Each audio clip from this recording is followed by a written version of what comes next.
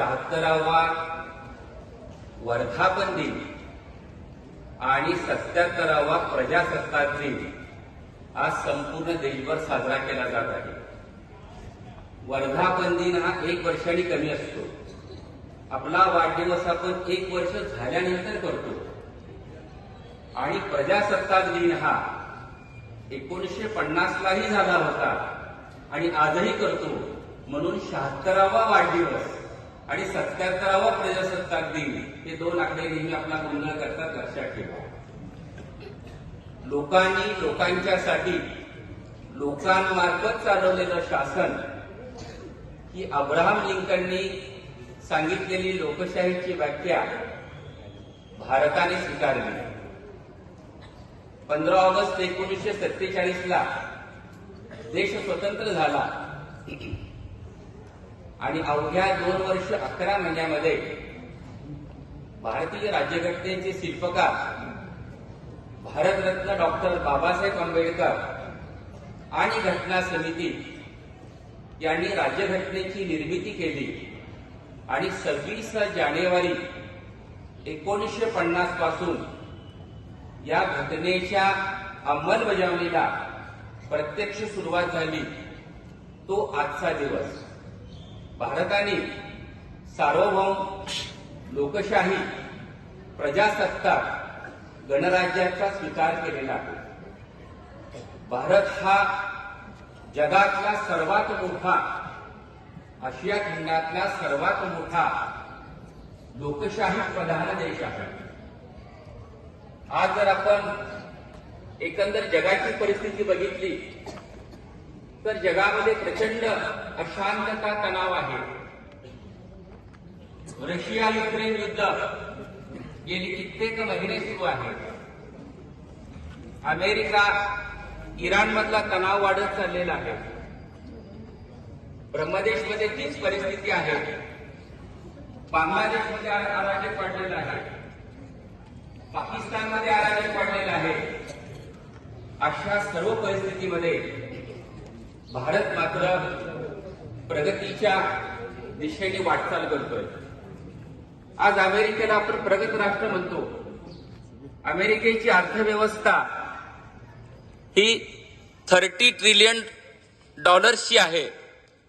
$30 trillion ची American अर्थव्यवस्था आहे आणि अमेरिकन अर्थव्यवस्थेवरती $38 ट्रिलियन कर्ज आहे। म्हणजे कर्जाच्या विळख्यामध्ये अमेरिकेसारखा देश अडकलेला आहे आणि भारताचा जीडीपी मात्र वाढत आहे। आणि याचं एकमेव कारण म्हणजे भारताने स्वीकारलेली आदर्श लोकशाहीची पद्धती। आज आपण प्रजासत्ताक आहोत, जनतेचं राज्य आहे। कोणीही लोकशाहीमध्ये हुकुमशहा होत नाही। जनतेने निवडून दिलेले प्रतिनिधी राजकारभार करतात आणि त्या प्रतिनिधींच्याकडून जर काही चुका झाल्या तर पुढच्या इलेक्शनला त्यांना जनता निवडून देत नाही। लोकशाहीची इमारत भक्कम आहे आणि म्हणून आज देशाची प्रगती होते। आज हरित क्रांती झालेली आहे। अन्नधान्याचं उत्पादन मोठ्या प्रमाणामध्ये झालेलं आहे। धवल क्रांती झालेली आहे। दुग्धोत्पादन मोठ्या प्रमाणामध्ये वाढलेलं आहे। अवकाश यामध्ये भारताने नेत्रदीपक प्रगती केलेली आहे। आज भारताने चंद्र, मंगळ यांच्या दिशेनं अनेक यानं धाडलेली आहेत। खगोलशास्त्रामध्ये संशोधन सुरू आहे। वाहतुकीची साधनं वाढलेली आहेत। मोठमोठाले नवीन राजमार्ग तयार झालेले आहेत आणि हे करत असताना एआयचं नवीन युगाची पहाट होत आहे आणि त्यानंतर मोठ्या प्रमाणामध्ये आणखी क्रांती होणार आहे। आज जगामध्ये भारताचं स्थान अग्रेसर आहे। अमेरिकासारखा देश देखील आज भारताच्या बाबत विचार करतोय आणि त्यामुळे अनेक वेळा अमेरिकेचे राष्ट्राध्यक्ष डोनाल्ड ट्रम्प हे वेगवेगळ्या पद्धतीने आपल्यावरती टेरिफ लादतायत, कर लादतायत की आपण रशियाकडून कच्चं तेल घेऊ नये। पण भारताचं नियोजन एवढं सुंदर आणि उत्तम आहे की आपण स्वस्तामध्ये रशियाकडून तेल घेतो आपल्या ज्या रिफायनरीज आहेत त्याच्यावरची प्रक्रिया करतात आणि हे तेल आपण आपली गरज भागवून इतर देशांना विकतोय आणि त्याच्यामधून आपल्याला मोठ्या प्रमाणात परकीय चलन प्राप्त होत आहे. अशा प्रकारे सर्व बाजूनी आज भारताची घोडदौड चालू आहे आणि म्हणून या प्रजासत्ताक दिनाच्या निमित्ताने आज आपल्याला 77 वर्ष होत आहेत आणि या 77 वर्षामध्ये भारताच्या प्रगतीचा आलेख हा असाच उंचावत राहिलेला आहे आणि तो ठेवण्याचं काम तुम्हाचं आहे. मित्रांनो, लोकशाहीने आपल्याला अधिकार दिलेले आहेत, पण त्याच्या जोडीला आपल्याला कर्तव्याची जाणीव होणं देखील तितकंच महत्वाचं आहे.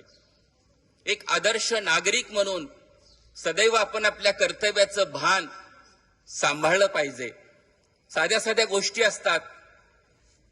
जी सार्वजनिक मालमत्ता आहे, आपली शाळा आहे, मंदिर आहेत, कार्यालय आहेत, तिथं गेल्यानंतर आपण तिची काळजी घेतली पाहिजे.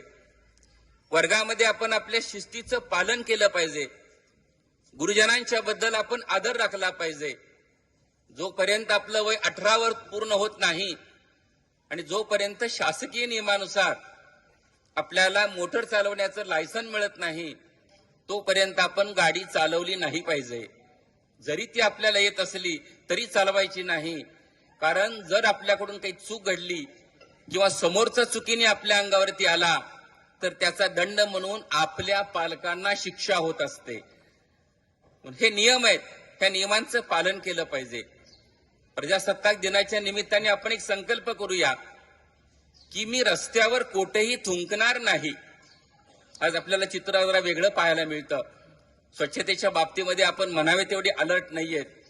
हा संकल्प करूया आपण की एखादा कचरा झाला, कागद झाला, माझ्याकडून चॉकलेट खाल्लं गेलं तर ते मी रस्त्यावरती न टाकता त्या चॉकलेटचं रॅपर मी माझ्या खिशामध्ये ठेवीन आणि मला जिथं संधी मिळेल तिथं मी कचरा कुंडीमध्ये ती टाकेन. अशा प्रकारे एक आदर्श नागरिक म्हणून देखील आपलं वर्तन हे इतरांच्या समोर आदर्शाचं ठेवलं पाहिजे. तुम्ही सगळी गुणी मुलं आहात आणि या देशाचं भवितव्य एवढं उज्ज्वल आहे की आज जगाच्या लोकसंख्येचा विचार केला तर भारतामध्ये तरुणांची संख्या जास्त आहे आणि ज्या देशामध्ये तरुणांची संख्या जास्त असते त्या देशाचा भविष्यकाळ हा उज्ज्वल असतो आणि हा उज्ज्वल भविष्यकाळ पाहण्याची संधी, भाग्य तुम्हाला लाभतंय. मित्रांनो, जग प्रचंड बदलतंय. AI सारखी टूल्स येत आहेत आणि एका कंपनीमध्ये 100 कामगार काम करत असतील तर त्या 100 कामगाराचं AI एकटं काम करतंय आणि त्यामुळे अनेकांचे जॉब जाण्याची शक्यता आहे. अनेकांचे जॉब जरी गेले तरी AIच्या माध्यमातून, आर्टिफिशियल इंटेलिजन्सच्या माध्यमातून नवीन रोजगाराच्या संधी देखील निर्माण होणार आहेत आणि या संधीसाठी लागणारं जे शिक्षण आहे ते घेणं, काळाप्रमाणे बदलणं, आपल्यामध्ये बदल घडवून आणणं हे आपल्या विद्यार्थी दशेमध्ये करणं गरजेचं आहे. आपण संकल्प करूया की मी मोबाईलचा वापर गरजेपुरताच करेन, अभ्यासापुरताच करेन. करमणूक किंवा करमणुकीचं साधन म्हणून मी मोबाईलकडे पाहणार नाही.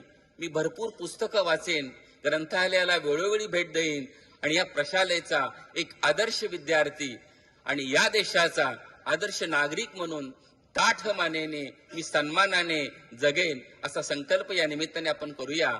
आज आपला प्रशालेमध्ये प्रजासत्ताकाचा 77वा प्रजासत्ताक दिन 76 वर्ष पूर्ण झाल्याप्रित्यर्थ आपण तो संपन्न केला. या कार्यक्रमासाठी आपल्या पंढरपूर एज्युकेशन सोसायटीचे अध्यक्ष माननीय नाना मालक कवठेकर, त्याचबरोबर डॉक्टर जोशी साहेब, श्री संजय कुलकर्णी सर, ही सर्व मंडळी नियमितपणे आपल्या कार्यक्रमाला उपस्थित राहतात. पुनश्च एकदा मी त्यांचं ऋण व्यक्त करतो आणि माझ्या वाणीला विराम देतो. जय हिंद, जय भारत. धन्यवाद सर. विद्यार्थी मित्रांनो, माननीय